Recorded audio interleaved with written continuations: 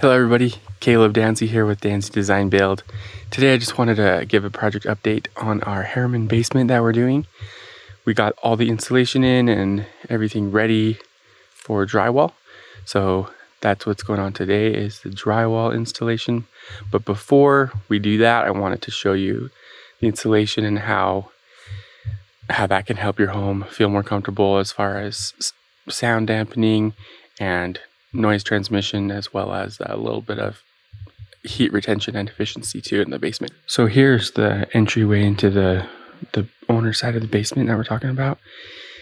And basically what we've done here is we have 3 different types of insulation that we're using. The first one is the fiberglass bats, which is this pink stuff. So they also have some kind of white stuff. It's the same material.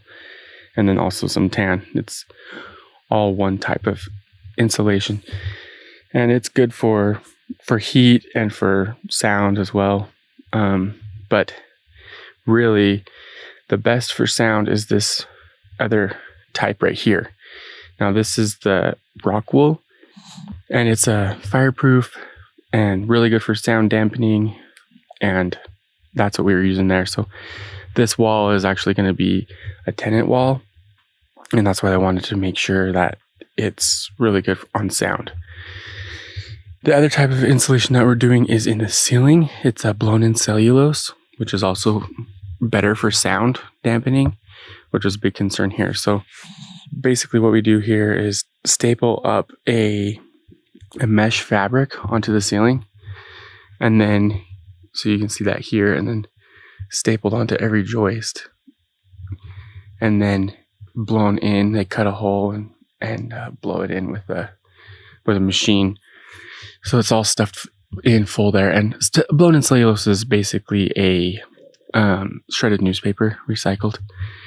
So if you're allergic to ink or have any kind of allergies or anything special about newspapers or paper products, then this would be not good for you. But there's the rock wool, and there's other insulations that we can do too. So we've basically insulated every wall in here, and it's going to create a nice quiet space for this basement. Very comfortable space down here with the sound and temperature controls and whatnot. So we've got rock wool in this wall as well to separate the living room from the bedroom. So somebody hopefully can be sleeping in there a lot more comfortably than out here, or with a party or kids playing out in the living room, and somebody being able to go down and take a rest in the guest bedroom here. So that's the idea there. And then the bathroom, we'll take a peek in here. It's kind of dark. So essentially that's insulated as well.